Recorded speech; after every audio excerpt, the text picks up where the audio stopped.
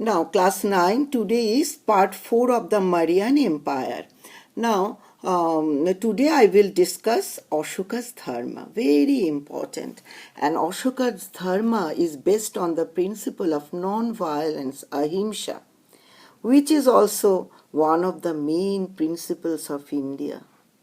Now, Mahatma Gandhi, we know, our the father of nation, he propagated the principle of non-violence. Now, the orders of a single war convinced Ashoka that the chiefest is the conquest of rights and was of might. That is, I told you that it is, Ashoka believed that, and it is true that it is very easy to conquer anything with the force, with force. Now, the sources on Ashoka's Dharma are his own inscriptions. That is, from where did we gather all this information? From the inscriptions, that is, some edicts displayed at different prominent places. They consist of 14 major and several minor rock edicts found at 22 locations, 7 pillar edicts, the cave inscription, and other inscriptions. Now, fundamental principles of Dharma. So, now what is the essence of the first, what I taught you, page 54 of your history book? That is, the orders of a single war made Ashoka to realize that it is very easy to conquer something with force.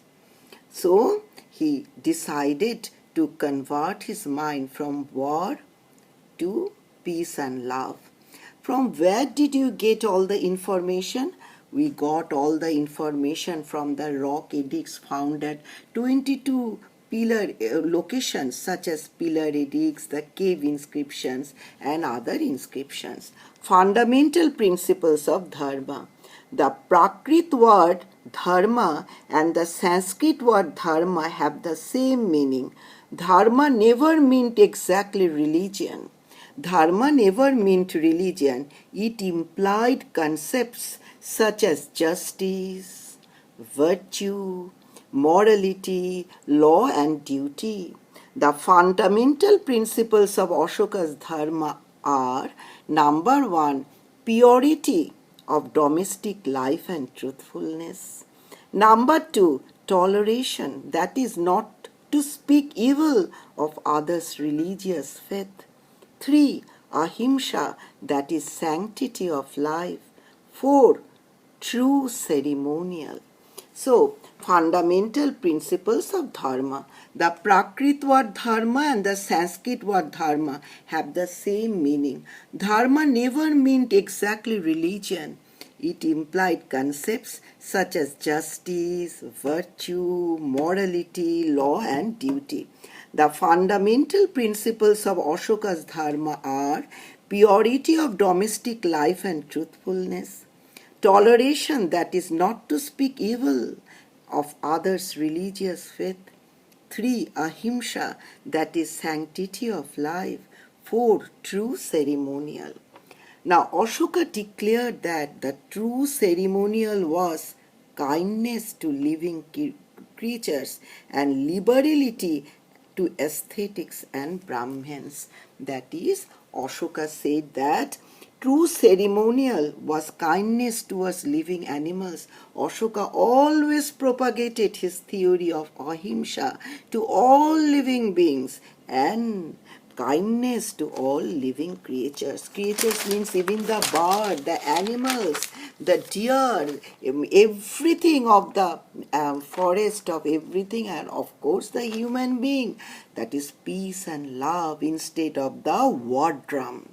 Now, page 54, all of my students, page 54. Means adopted for the propagation of dharma and the spread of Buddhism.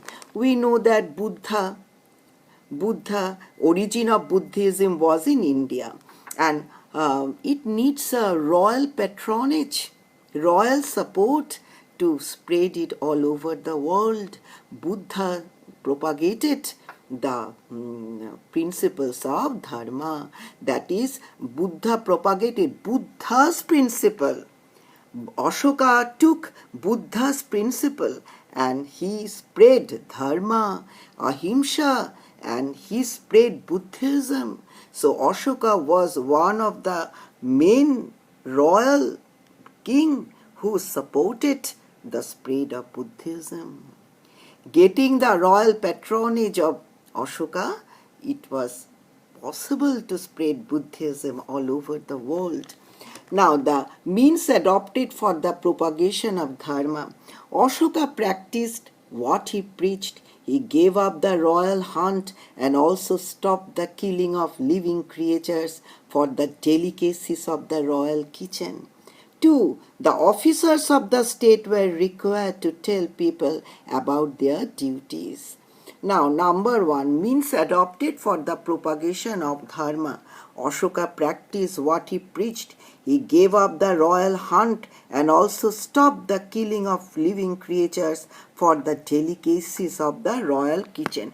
In the royal kitchens, the deer meat, the tortoise was used in the soup and many other meat of the that is chicken, mutton, many other things, I mean meat of the animal flesh were used. It was stopped for the delicacies, that is for the fantasy, for the royal families. The officers of the state were required to tell people about their duties. The officers of the state, they were required to tell people about their duties. 3. Ashoka created a special class of officers called Dharma Mahamatras, who were charged with the duty of enforcing the moral code and looking after the welfare of the people. Now, Ashoka created a special class of officers called Dharma Mahamatras, who were charged with the duty of enforcing the moral code and looking after the welfare of the people. 4.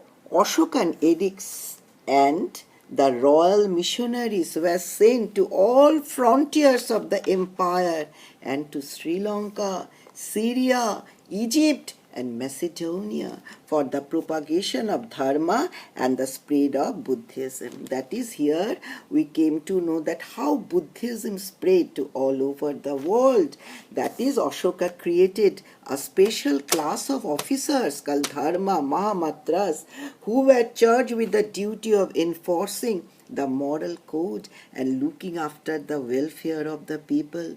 Ashokan edicts and the royal missionaries were sent to all frontiers of the empire and to Sri Lanka, Syria, Egypt, Macedonia for the propagation of Dharma and the spread of Buddhism. Okay, my student, today up till this, in my next class, the last part of the chapter, that is the causes for the decline of the Mauryan Empire. Okay, have a nice day. Thank you.